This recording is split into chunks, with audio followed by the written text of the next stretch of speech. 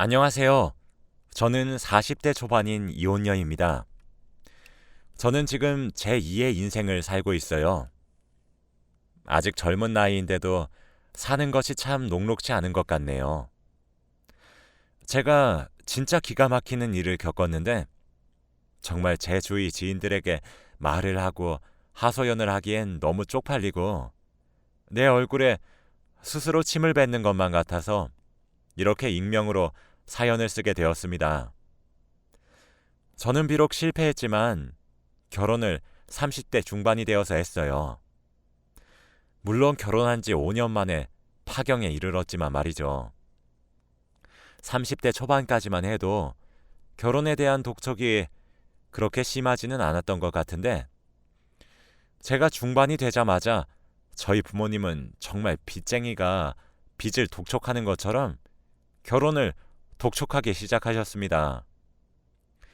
전 사실 비혼을 희망하고 있었기 때문에 싫다, 관심이 없다, 만날 생각 없다 등의 말로 요리조리 피해갔지만 정말 힘들었죠. 하지만 주위에서 아이를 낳아 행복하게 지내는 모습이 내심 부럽기도 했고 부모님의 등살을 제가 이기기 힘들단 것도 깨달았기 때문에 부모님이 가져오는 선자리를 죄다 나가게 되었습니다. 물론 대부분의 선자리는 실패했어요. 애초에 제 마음가짐이 결혼에 회의적이었으니 당연한 결과이긴 했죠. 하지만 전 남편과의 선자리는 성공적이었습니다. 전 남편은 저보다 2살이 많았어요. 심지어 누가 봐도 호남형의 얼굴에 키도 컸고 젠틀한 사람이었죠. 매너도 좋았고 아주 섬세해 보였습니다. 게다가 직업이 사업가라 경제적으로도 매우 여유로운 편이었죠. 이 정도의 사람이면 결혼해도 되겠다는 생각이 절로 들었답니다. 아이를 낳아도 경제적으로 힘들 일이 없을 것 같아 보였거든요. 솔직히 까놓고 말하면 땡 잡았다는 생각이 참 많이 들었습니다. 결혼을 하고 보니 집안 자체가 여유로운 집안이더라고요. 소위 말하는 부잣집이었습니다. 저희 친정도 사실 어디 가서 얕잡아 보일 집안은 아니라고 생각하지만 정말 부의 차이가 어마어마하더라고요. 절로 기가 죽는 느낌이었어요. 그런데 보통 이렇게 차이가 나는 경우에는 시집살이가 또 어마어마하잖아요. 아침 드라마 소재로도 종종 등장할 정도니 말 다했죠. 근데 무슨 일인지 시부모님이 진짜 천사가 따로 없으신 거예요.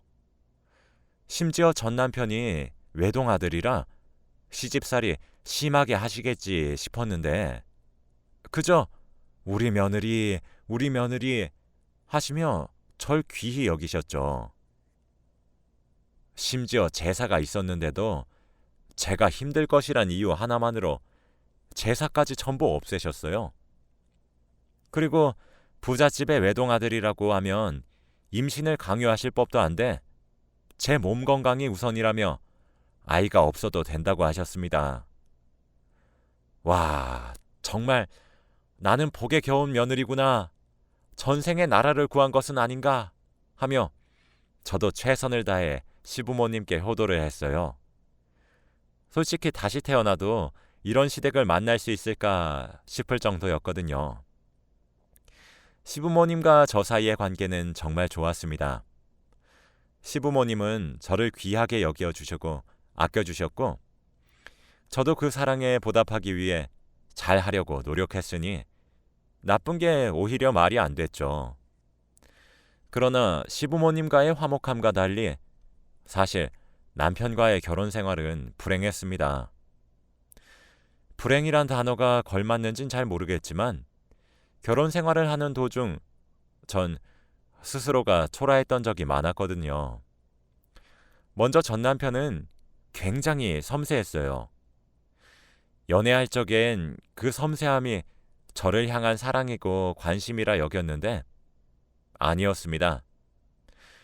표현하자면 지나치게 감성적인 사람이란 느낌이라고 해야 될 것 같네요. 전 남편은 자기 물건에 손을 대는 것을 특히 싫어했는데 제가 정리한다고 위치를 정말 찔끔 옮긴 것까지 다 알더라고요. 그걸 알아차리면 제게 소리를 꽥꽥 지르는데 정말 기가 막혔죠. 그 꼴을 보고 있으면 사내 놈이 왜 저러나 싶더라니까요. 그리고 또 부부간의 사랑을 잘 나누지 않았어요. 아무래도 남자는 성욕이 여자에 비해 훨씬 더 강하다고 하는데 연애할 적에도 결혼한 뒤에도 무슨 부처님도 아니고 제게 손끝 하나 대려고 하지 않더라고요. 저도 처음엔 지켜주는 것 같아서 좋았는데 제가 문화재냐고요. 결혼하고 나서도 그러니까 여자로서 자존심이 상했습니다. 제가 기분 전환 겸 이벤트를 해도 무덤덤하고 분위기를 잡아도 무덤덤해서 결국 제가 어느 정도 포기했습니다. 당연 부부관계가 그렇다 보니 아이 계획은 생각도 못하죠. 가족 계획이라던가 아이를 언제 낳아야 된다던가 그런 것들도 일절 없었어요. 그렇다고 해서 아이를 싫어하는 것도 아니에요. 같이 길을 걷다가도 아기가 지나가면 꼭 말을 걸고 인사하고 그럽니다. 여자는 35살이 넘어가면 노산이라고 하는데 어쩌려고 저러는지 모르겠더라고요.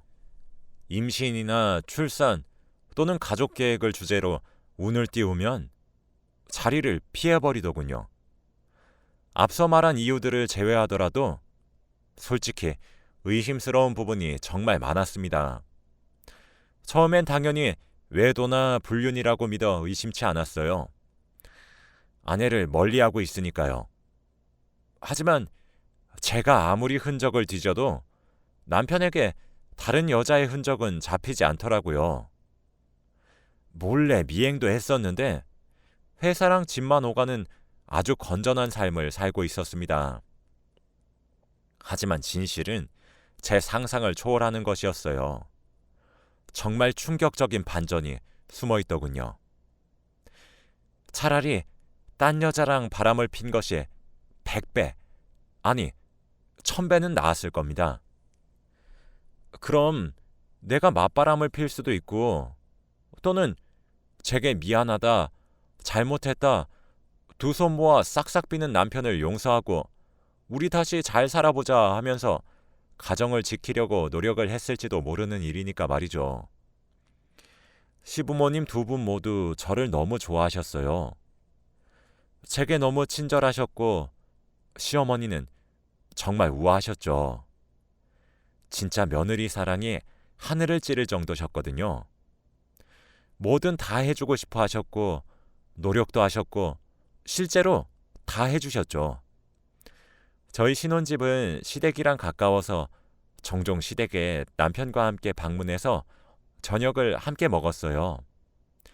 그렇게 저희 부부와 시부모님 이렇게 넷이서 둘러앉아 마당에서 바베큐 파티도 하고 조촐하게 차려 먹기도 하고 그렇게 소소하게 보냈죠. 제 상상을 초월한 비극이 일어난 날. 그날도 어김없이 우리는 시댁에서 함께 저녁을 먹기로 했어요. 마당에서 바베큐 파티를 하기로 했죠. 원래 남편은 칼퇴근을 해서 보통 같이 시댁에 도착했는데 그날따라 남편은 퇴근이 1시간 정도 늦어진다며 회사에서 바로 시댁으로 가겠다고 하더라고요. 그래서 저 혼자 시댁을 갔어요. 그런데 약속을 한 시간보다 제가 한참 일찍 도착했더라고요. 그 넓은 시댁에 저만 있는 거예요. 시부모님께 전화를 드려서 언제쯤 도착하시냐고 여쭤보니 지금 빨리 가고 있으니까 거실에서 TV 보면서 쉬고 있으라고 하시더라고요. 그런데 혼자 있어서 심심하기도 하겠다. TV에 재밌는 프로그램도 없겠다. 어차피 마당에서 바베큐 파티를 하면 그릴이나 수치나 이것저것 준비해야 될 것들이 있으니까 이왕 제가 먼저 도착한 김에 제가 미리 준비를 조금 해놔야지 하는 마음을 먹었어요. 시부모님께 예쁨 받고 싶기도 했고요. 저는 바베큐를 해먹을 준비를 하기 위해 창고로 갔죠. 끙끙거리며 숯도 꺼내고 불판도 꺼내고 하는데 구석진 곳에 엄청나게 낡아서 색깔도 바래진 상자가 하나 있더라고요. 저도 이걸 어떻게 찾았나 할 정도로 정말 구석진 곳에 가려져 있었어요. 그 상자는 판도라의 상자였죠. 그 상자 안에는 시댁에 있을 수 없는, 있어서는 안 될 물건이 들어있었습니다. 외동아들인 남편만 자식으로 둔 시댁에 여중, 여고 졸업 앨범이 있었거든요. 처음엔 당연히 의아했어요. 에? 이런 것들이 왜 여기에 있는 거지? 남편 사촌 형제들 건가? 하고 대수롭지 않게 넘기려고 했습니다. 그런데 상자에 졸업 앨범들과 함께 어린 시절 사진을 모아놓은 듯한 앨범도 함께 있더라고요. 정말 아무 생각 없이 펼쳤습니다. 그 앨범에 담겨있는 여자아이는 귀여웠어요. 성장 앨범이라 그런지 아이가 커가는 모습이 담겨있더군요. 그런데 한 장 한 장 넘기면 넘길수록 여자아이의 얼굴이 남편과 많이 닮아 보이더라고요. 사촌이어도 이렇게 닮을 수 있는 건가 싶을 정도였습니다. 진짜 남편의 숨겨진 남매라고 해도 믿을 정도였죠. 성장 앨범은 고등학교 시절을 마지막으로 끊겼죠. 전 그 후 옆에 놓여진 졸업 앨범도 펼쳐봤습니다. 아니나 다를까 졸업 앨범들은 성장 앨범에 나온 여자아이의 앨범들이 맞더군요. 그런데 그 앨범 속에 나와 있는 여자아이는 남편과 이름이 같았습니다. 소름 끼칠 정도로 쏙 빼다박은 얼굴에 이름까지 똑같더군요. 전 남편의 이름은 중성적인 이름이기도 하고 특이한 이름이라 동명이인이 흔치 않거든요. 멍하니 혼자 앨범을 바라보고 있었지만 제 머릿속엔 정말 하나의 가능성이 짐작되었어요. 그리고 생각했죠. 제가 남편의 어린 시절 사진을 본 적이 있는지, 학창시절 친구를 만난 적이 있는지 말이죠. 그런데 생각해보니 없더군요. 전 본능적으로 그 상자를 뒤지기 시작했습니다. 상자에는 앨범 말고도 상장이나 또 다른 사진들이나 많은 것들이 잔뜩 들어있었어요. 점점 퍼즐이 맞춰져 가는 것 같았죠. 어쩐지 남편을 보며 남자치고는 유난이다. 남자가 왜 저렇게 기집애처럼 구는 거야? 라고 생각했던 모습들이 차례차례 떠올랐습니다. 그건 남편이 유난스러운 것이 아니라 정말 여자였을 시절의 버릇이었던 모양이더군요. 전 충격에 빠졌어요. 정말 그날의 기분은 아직도 형용할 수 없습니다. 남편이 한때 여자였다는 것을 깨닫고 느낀 감정을 말이죠. 전 그렇게 한참 동안 넋이 나가 있었어요. 멍하니 서 있다가 창고는 널브러뜨리고 낡은 상자만 들고 시댁 거실에 앉아서 누군가 오길 기다렸죠. 한참 있으니 시부모님이 시댁으로 돌아오셨습니다. 집 앞에서 우연히 마주쳤다며 옆에 남편도 함께 서 있더라고요. 거실에 멀거니 앉아있는 제게 시어머니는 아가, 창고 앞은 왜 저렇게 널브러뜨리고 이렇게 거실에 혼자 앉아있어? 라고 물으시더군요. 저는 아무런 말 없이 세 사람을 멀거니 쳐다만 봤습니다. 그리곤 낡은 상자를 세 사람 앞으로 집어 던졌어요.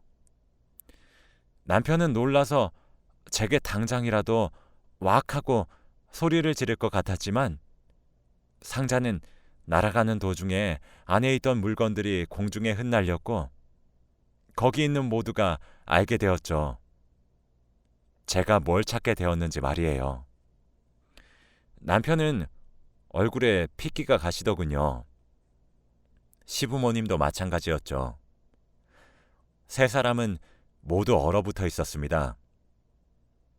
저는 어머님, 아버님, 이게 뭔가요? 제가 버릇없이 물건을 집어 던졌는데 왜 혼내시지 않으세요? 이렇게 나오시면 제가 한 망상이 진실이란 것밖에 더 되나요? 당신도 그래. 지금 이건 뭐야? 설명해! 설명하라고! 라며 소리를 질렀습니다. 순식간에 상황 파악을 한 남편은 곧장 무릎을 꿇었어요. 그러고는 미안해, 여보. 일단 진정하고 내 말 좀 들어줘. 어? 라고 말을 더듬으며 저를 진정시키려고 했어요. 전 됐으니까 당장 그 잘난 입으로 짓거려보라며 몸을 부들부들 떨면서 화를 냈습니다. 그리고 이어지는 남편의 이야기에 전 정말 할 말을 잃었어요. 맞아. 사실 나의 타고난 성별은 여자야. 나 원래는 여자였어. 고등학교 시절까지 말이야. 그런데 나도 항상 의아했어. 난 왜 이렇게 남들과 다른 걸까 했거든? 근데 시간이 지나면 지날수록 내 성 정체성이 남들과 다른 것을 알게 되었고, 그래서 수술을 결심했어. 나 성인이 되자마자 돈을 악착같이 모았어. 우리 부모님도 몰랐어. 내가 이런 걸 말한 것도 수술이 끝나고 난 이후야. 부모님한테는 말을 하지 못했어. 심지어 하나 있는 외동딸이 이러니까. 돈을 모으고 난 이후 집을 나가서 성전환 수술을 받았어. 너무 힘들었어, 나도. 수술이 끝나서 성공적으로 남자가 된 이후 부모님을 찾아갔지만 부모님도 날 외면하셨어. 그래도 세월이 지나고 나니까 우리 부모님도 나이가 드셨는지 날 자주 찾으시고 점점 나를 다시 자식으로 받아들여 주셨고 내 결정을 존중해 주면서 응원도 해주시기 시작한 거야. 그런데 나이를 드실수록 내가 가정을 꾸려서 행복하게 사는 모습을 보는 게 소원이라고 하시더라고.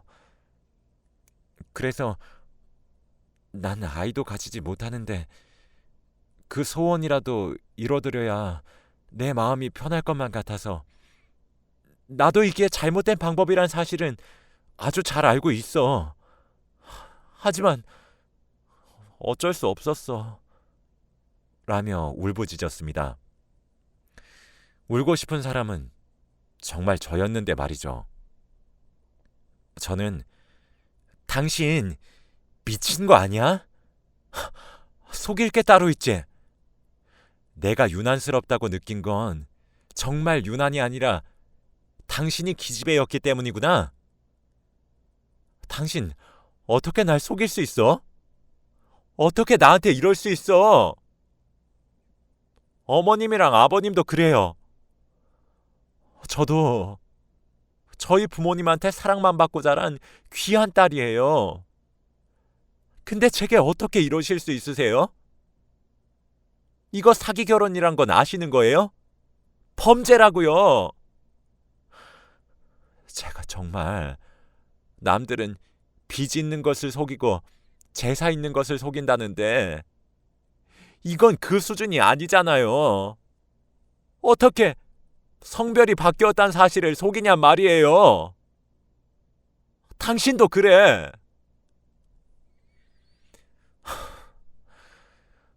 그럴 거면 당신처럼 성별을 바꾼 여자랑 살림 차리면 되지. 왜 멀쩡한 날 끌어들여? 라고 소리치며 정말 통곡을 했습니다. 시댁에선 크게 우는 제 울음소리를 제외하고는 아무런 소리도 나지 않았어요. 전 그대로 시댁을 뛰쳐나왔고 신혼집으로 가서 무작정 짐을 싸기 시작했습니다. 몇 분 뒤 남편이 집으로 들어오더군요. 제가 나가자마자 절 뒤쫓아온 듯 했어요. 남편은 절 진정시키려고 노력했어요. 하지만 제가 받은 상처와 배신감은 쉬이 가라앉혀지지 않았죠. 전 제게 소홀히 하는 남편과 잘 지내려고 매사에 노력했어요. 대화를 나눠도 보고 행동에도 옮겨봤죠. 하지만 제가 쏟아부은 노력에 돌아온 것은 남편의 배신이란 사실이 정말 믿기지 않았습니다. 전 저를 뜯어 말리는 남편의 손을 뿌리치며 이혼하자고 화를 냈어요. 남편은 그저 미안하단 말만 하며 제게 매달릴 뿐이었죠. 전 정말 최소한의 짐만 싸서 신혼집을 나왔고 친정으로 갔습니다. 갑자기 울면서 들이닥친 딸의 모습을 발견하신 저희 부모님도 정말 놀라셨죠. 숨이 넘어갈 것처럼 우는 딸을 엄마와 아빠는 달래주시며 끄끄거리면서 설명하는 제 말에 귀를 기울이셨어요. 결국 친정에서도 남편의 비밀을 알게 되었죠. 당연히 저희 친정도 발칵 뒤집혔습니다. 아빠는 바로 시댁에 전화를 걸어서 지금 우리 딸이 말한 것들이 다 진실이냐며 쏘아붙였고 어머니는 주저앉으셨어요. 전 목 놓아 울기만 했죠.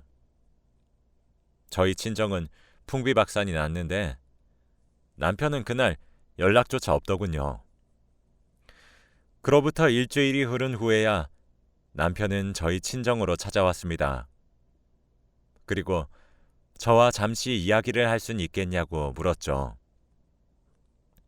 저희 부모님은 당연히 안 된다고 반대하셨지만 전 그래도 어디 한번 얘기나 들어보자 싶은 마음에 조용한 커피숍으로 남편을 이끌었어요. 개인적인 공간이 주어지는 커피숍이었죠. 남편과 차를 시키고 앉아만 있었습니다. 한참 정적이 흘렀죠. 남편은 제게 조용히 미안해 여보. 당신 말이 맞아. 내가 이기적이었어. 그래. 당신도 처가댁에서 귀하고 예쁜 딸일 텐데 내 이기심이 당신 인생에도 영향을 준 것 같아. 정말 미안해. 이건 진심이야. 라고 하면서 서류를 하나 내밀더군요. 그건 이혼 서류였습니다. 그리고는 제게 말을 하였습니다. 당신 나랑 이혼이 하고 싶을 것 같아서 내 쪽은 미리 썼어. 당신 쪽만 쓰고 제출하면 돼. 라고 하며 또 다른 서류 봉투를 몇 개 제게 또 주더라고요. 이건 내가 가지고 있었던 오피스텔 2채를 자기 앞으로 명의 이전한 서류야.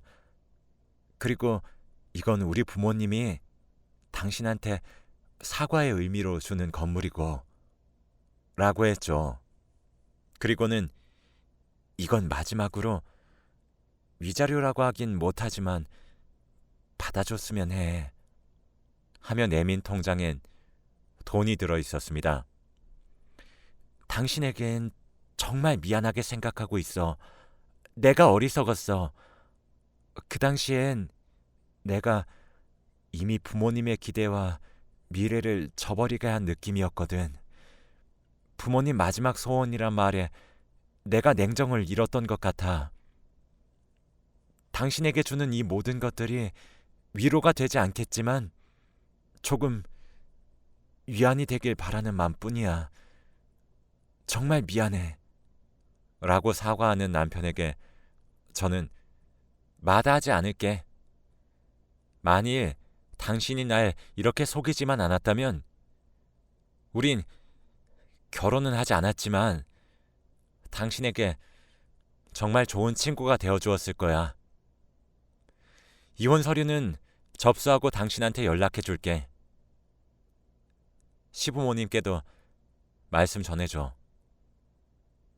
마지막이지만 얼굴 뵙고 인사드릴까 했는데 그건 또 아닌 것 같거든.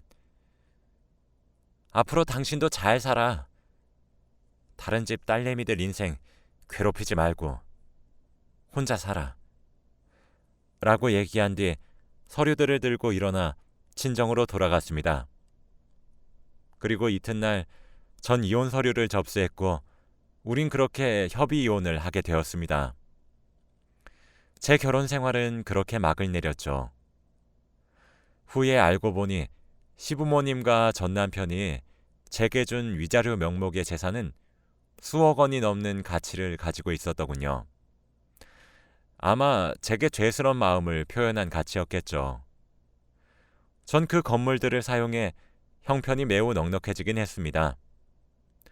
다시 일도 배우고 있고 점점 일상생활에 녹아들고 있어요. 아직 제 주위 지인들은 성격 차이로만 이혼한 줄 알고 있습니다. 저도 전 남편의 비밀은 끝까지 지켜줄 생각이긴 합니다. 전 여전히 비혼주의의 인생을 살아가고 있어요. 그래도 더 행복해지려고 노력하려고 해요. 다들 응원해 주시길 바랍니다. 제 하소연을 들어주셔서 감사합니다.